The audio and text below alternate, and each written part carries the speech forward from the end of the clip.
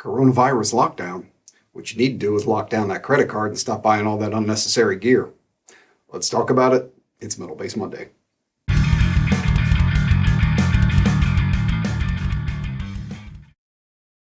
All right. Hope everybody out there is safe, healthy, happy, and just weathering it the best we can. So before we get into the topics this week, a couple things and some news about the channel and whatnot. First, I started a Spotify. I'm going to put the links down below, and I'm going to start each week putting up some references, some things about songs or players that we talk about, and making playlists up there so you guys can jump on it and check out the music and have it as a reference point. I've only got one playlist up so far, and it's for the 4 bassists that you need to be listening to episode. I'll pop that one up there. And so each week I'll, if there's something that I feel like a song or a player you should be checking out, I'm going to put the link down below and put some playlists together so that all that stuff is things you can listen to and check out after the episode. Now, since all this is going on and I know people are trying to find things to do at home or things to keep them going and motivated, I'm going to put together a package. A lot of people have also been asking me about lessons and whether I'm doing some online teaching and things. I am doing single lessons, and if you want to contact me about that, you can. Besides that, I put together a special package that's only for people who are going to sign up in between this and the next Metal Base Monday, the next week, because I've got other projects that I'm working around, and I want to make sure I schedule things out and make it as flexible as possible for everybody. But I'm going to be building an online platform for teaching soon. And it's going to be a little while before that one is developed to the point where I think it's really ready for the road. But I've also done a book that I've mentioned before, and that's going to be getting released along with it. Just for viewers and to say thank you to subscribers and everything, I have put together a package of 4 lessons plus a free digital copy of the book. If you really, really want to accelerate your playing, and this is no joke, I fully back it, and you can tell me in the comments how you feel and think about it after we've gone through the course. But this methodology and what I've put together with this book can revolutionize your playing, the way you look at your fingerboard. So pretty much if I told you that there was a methodology you could learn that you could play in any key, never be able to play a bad note, never get lost, be able to play 4, 5, 6 string bass, play guitar, play any instrument, no matter how many strings, and always know where you are. To be able to just visualize the fingerboard every time in an effortless way.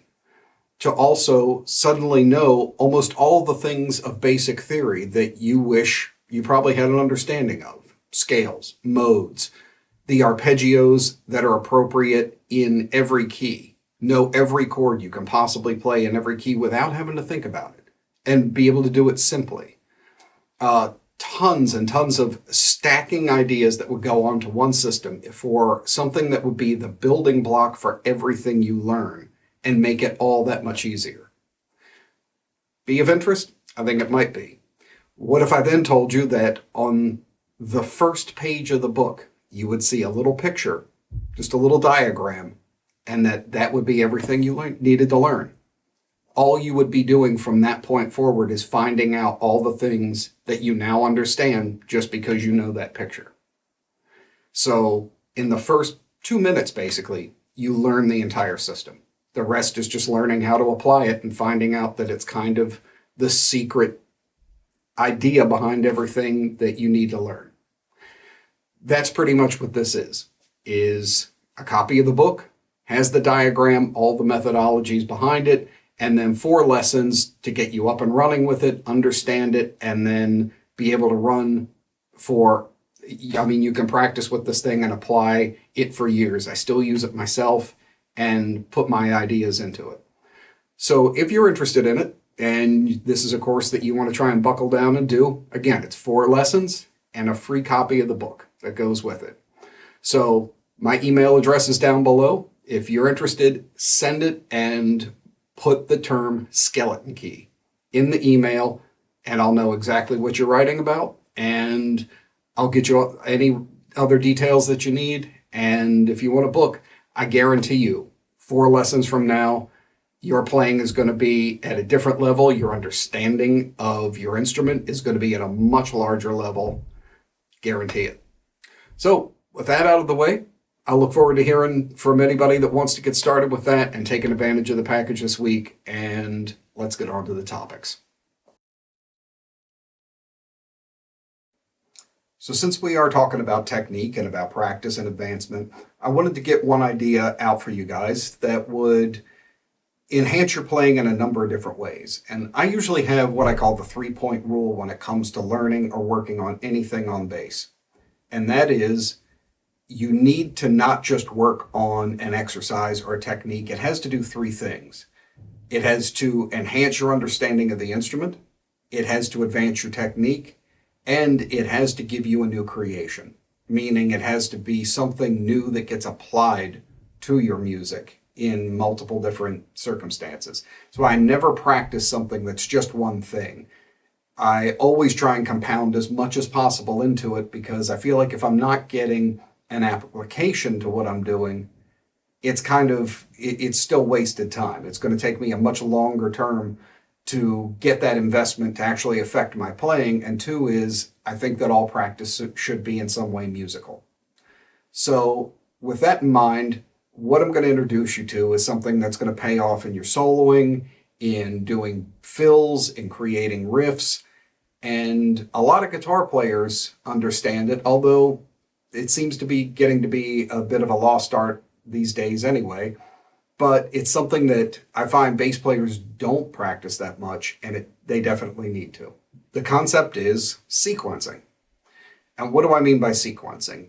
It's taking scales, and instead of playing them straight up and straight back, or doing simplistic ideas that sound like you're running up and down a scale, it's learning to run it in different sequences that, 1, don't sound like you're just running up and down a scale, and 2, always give you a toolbox or options at the ready that you can apply immediately when you aren't particularly inspired or don't hear the sound in your head or don't have an idea yet.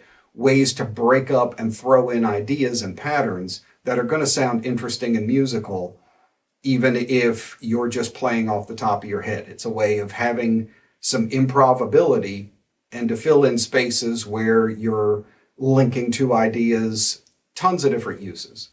So the side advantages to this are they force you to slow down when you're learning them, so you get a better visualization of the scale that you're playing and an understanding of it. And 2, they're great finger workouts because they force you to use strong hand positions and do some string skipping or have to bounce back and forth in between strings. It's good all the way across the board. So you're getting understanding, you're getting a music application, and you're getting technique. So let's check out a couple of them, and I'm going to encourage you to come up with some of your own.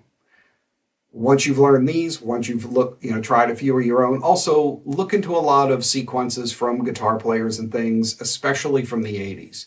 Really common, especially with like the neoclassical players, things like that. It comes from classical, using repeating motifs running through scales and things to create flowing melodic ideas.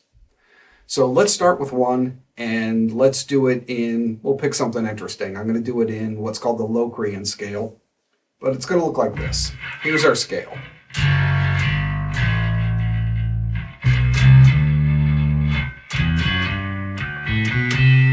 So we've got 2, 3, and 5 on the first string, 2, 3, and 5 on our second. Then you just kind of flip that pattern. You do 2, 4, and 5 on the next string, 2, 4, and 5 on the following string. Now, again, we can run up and down it.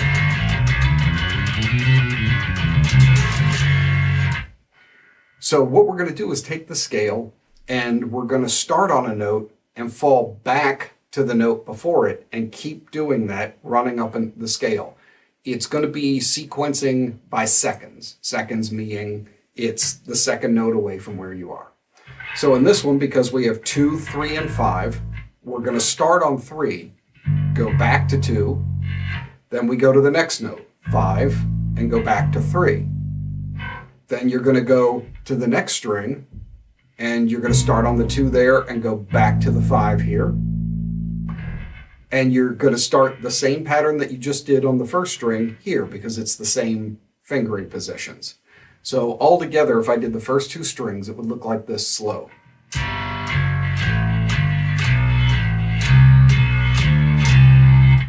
See how you're going up while falling back. So it's kind of an interesting sounding pattern.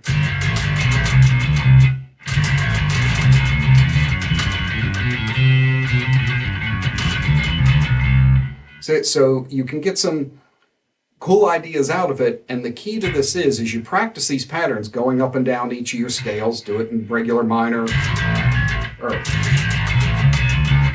try it in each of them. But the cool thing comes in is when you get a couple of these under your fingers and then you start mixing them as you're on the fly. Do seconds for a minute, then I'm going to show you thirds, and then a 4x6 pattern, that type of thing. So you start getting these scattershot kind of things that sound interesting, and people will pick up pieces of melody or sequencing, but it's not just straight, that type of thing where it's just one repeating thing, although that can be cool at times too. So what you want to do is run that all the way up to the top, and when you get at the top, reverse that pattern. So you start one below your top note, move up to it, then go to the next one, move up to that. So you go. Simple idea, you just run it all the way back down. Now the next one we're going to do is the opposite idea. You're going to be constantly stacking and going upwards, and this is going to be sequencing in thirds. So we'll do this in the same scale, but what you're going to do is basically just play every other note, going up the scale one note at a time. And what do I mean by that? Take your first note, and we're going to go to here.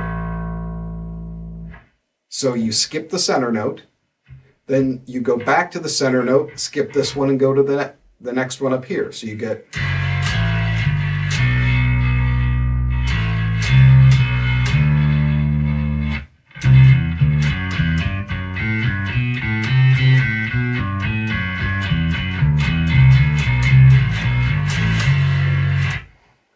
So you're just skipping a note, then you're skipping the note in between the next 2, skipping the note in between the next 2. And what this really helps too is visualizing your patterns, because you're not playing all the notes. You have to be able to think and visualize the notes you're not playing as well as the ones you are playing. So your understanding of that scale really needs to be there.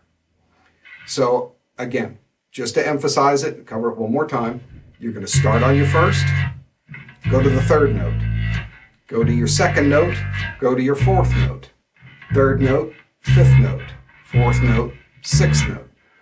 It just goes up and down like that, and then you do the same thing on the way back. Top note, skip a note, play that one. So if I went up, say, half of the scale in seconds and then switched to thirds, you get something like.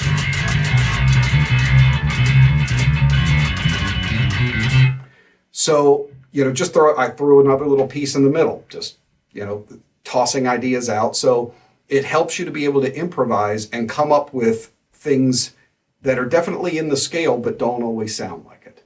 Now, another last one I'll share with you is one I use a lot. And this one is it's a bit more of a strange pattern, and that's what makes it sound interesting, because it's not one consistent repeating, or at least it doesn't sound like that. So what we're going to do is you're going to go play the first 3 notes, play the 4th note, skip your 5th note, and play the 6th note. So I also think of it as 3 and 2. You play 3 here. So you get. Then go back to the 4th note. So what I'll do a lot with this pattern is go, then the note that I skipped, I'll do the pattern again starting on that one. So you get this kind of ascending, spiraling sound. So it has this kind of cool, rippling type of feel, but it also, as you're sliding, gets you to be able to move around the neck. See? So you cover a good bit of distance, but without sounding like you just went, you're just running up the neck. You get, and, you can add some hammer-ons into it. You don't have to straight pick all of it. As you learn them, toss in more and more textures, and it's going to pay off. So again, you could look up note sequencing and look up 4-note, 6-note patterns, 3-note patterns. If you really want to get into some cool stuff, there's been some players like Jaco Pastorius or Marty Friedman, guys like that have done 5-note sequences. I really like those because every two sets of 5 equals 10, so you get an even number, but you wind up on kind of and not on the exact downbeat of things. So it gives this rolling kind of motion that grooves, and it has a flowing feel to it, but it's always off of where the turnaround or the downbeat is. So you might get something like, has a very strange kind of descending feel. So that can be interesting, and playing something like that over top of, a drum fill, transitioning into a chorus or something. Really cool and interesting idea. So if you can get used to that feel, try some 5s. Get adventurous with it, toss them all together. Let me know what ones you come up with and which ones you discover either on your own or on the web, and put them below, or tag a video with you doing a sequence of maybe something you came up with. I always try and challenge myself at the end of each session too, is once I've practiced a number of things that are kind of pre-done or I've learned from someone else, I immediately try and mess with it to start injecting my own thoughts and personality into it as soon as possible, because I feel like that accelerates me sooner out of just playing something because it's a habit, and make it into something that's more personally me as soon as possible. And then it becomes part of my unique style instead of something that all of a sudden I step back into just playing what I've learned somewhere else. This stuff is really useful. And again, all the time, you're getting good hand workouts. You're getting to have to visualize your scales and things. So try it out. Let me know how that works for you. Comment below. Let me know what you come up with. I know we're all tempted, and every time a new piece of gear comes out that's the awesome, new, special, amazing thing that everybody's got to have, and it gets really popular, you hear a new sound and it becomes the thing you want to chase after. There's a reason why they call it gear acquisition syndrome. Really, this winds up being a waste of time. You aren't going to find your sound this way, and it's going to wind up costing you time and a ton of money. Trust me, from someone who's probably gone bankrupt about 30 times on gear at this point. It can be really tempting. Again, there's always a new candy bar that's going to be out there, but here's how to silence the kind of outside noise distracting you from finding what you really need to get, and how to zero in on what your sound is and how to be happy with it and get to that gear. And also how to isolate and find your North Star as to what goes on inside your voice as you're developing it. There's tons of different sounds out there that you're going to like, and you're always tempted to pick them up when they become easily available. They're the sounds of tons of different players that I love. And, I listen to their tone and I'm just blown away by it. And there's a part of me that goes, man, I'd love to have that sound too. But I also know what sound is me. And you have to first differentiate between those. Is going, what is a good sound and what is your sound? Because they're not going to be the same thing. You can appreciate a sound without feeling like you need to go and buy it. And after a while, you just become dissatisfied because it's not really you, even though it's a good sound. The other problem is that all these magic boxes, especially lately, claim to be like the one path, and here's the demo and you're going to sound just like it. And it's funny how many times you get it and it doesn't sound like them. It doesn't sound like the demo. It doesn't sound like your hero. I've gone and replicated exactly strings, pickups, bass, like everything down to the detail, somebody's rig. And I play it and it still doesn't sound like them because I don't play the same style. I don't pick the same way. I don't attack it the same way. And there's just too many tiny variances. Plus, they do tons of other things that don't get listed that you never hear about. So it can be a fruitless chase to begin with. The other problem is that when you look at one item especially, and I see this a lot as this is the holy grail, this is, the distortion box that's going to make every, you just plug it in and it's the one-step solution. That's usually crap. Because how can they possibly be saying that for every pickup made, every bass made, every playing style, every set of strings, every style of music, every EQ setting, it's going to get you that sound under every one of those conditions? That's ridiculous. So you kind of have to let the marketing go on that one. And to clear out that noise, you have to really separate what are great sounds and what is your sound. If you don't consistently hear a sound in your head, if I can say, imagine your perfect bass tone, if it doesn't click into your head, stop buying gear because you're not there yet and you haven't developed a voice. Everybody goes through that stage, but don't keep grabbing gear because you're never going to find it. If you don't have an endpoint, there's always going to be something new that's going to tempt you and you're just going to run in circles. Wait until you finally go, here's my sound, or here's a couple of players that their sounds define it, and then find out what the commonality with them is.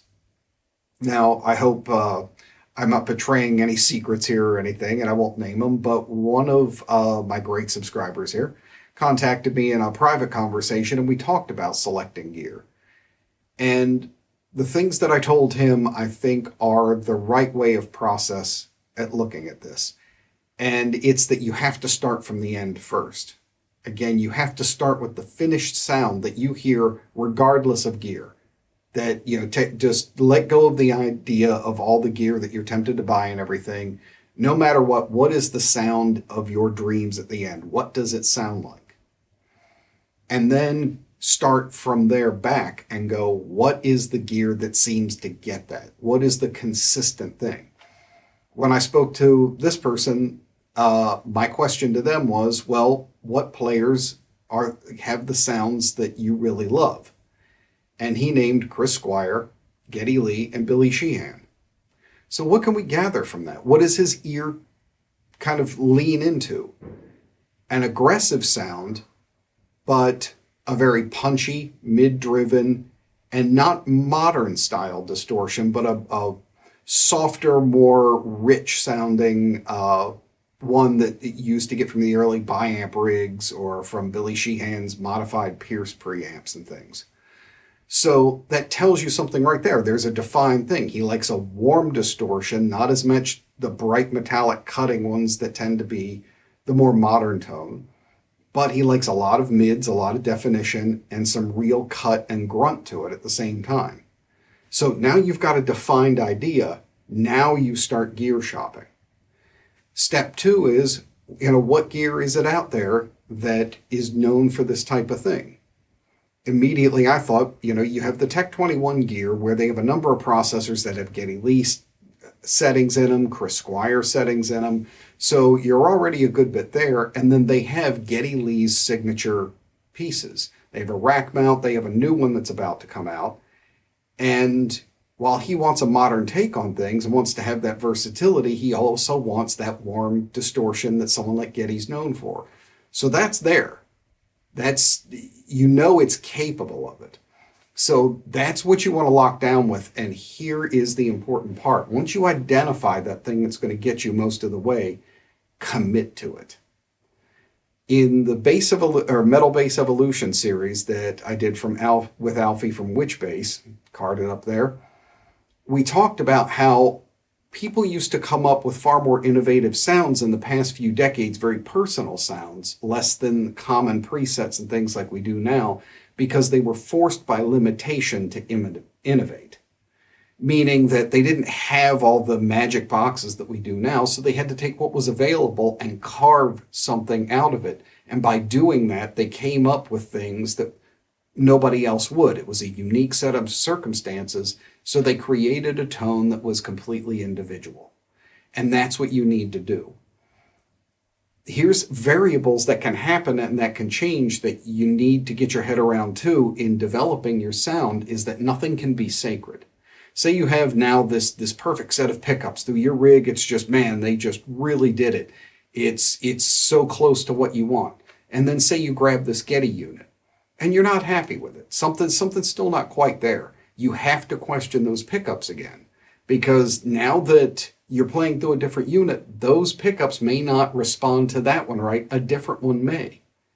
And that's the thing you have to start going through, is commit to each piece and then make other things work. If you know that unit's capable of it, then stick with it. Try a set of different pickups. Try a different setup on your bass. Maybe you need more grind from the frets. You need to lower your action. Maybe you need to change strings. Maybe you need to pick different. Go at it from all those different angles, but stop going for the new magic box and just blowing more and more money all the time in search of the thing that was just tailor-made from heaven to, the second you turn it on, it's your individual voice. Because that isn't made. No matter how perfect it is, you've got to turn it into the thing that's ultimately your voice. So stop buying as much gear. Buy the thing that's closest and then work with it and make it work and explore it fully. And that's where you're going to find your voice. You're going to save an assload of money. And you're going to have something that at the end is very personal, that matters to you and that you stick with. And one that is utterly unique to you. It's going to be the amalgamation of all the people that you love plus your own voice, not a preset from someone who everybody else has, and you're just one of a billion people ripping off the same player. And I mean, that stuff is worse than ever now. So it's tempting to go after it, but start that process. Find what you love, search it out, get the best target piece you can with it, stick with it, and change it and attack it from every angle until you really dial it in.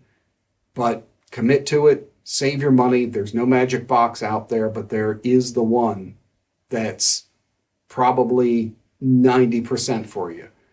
Spend your time, think it out. Don't make emotional choices about it, and get the one that really works, not the one that's cool or that's in or that's new or that, that awesome demo was.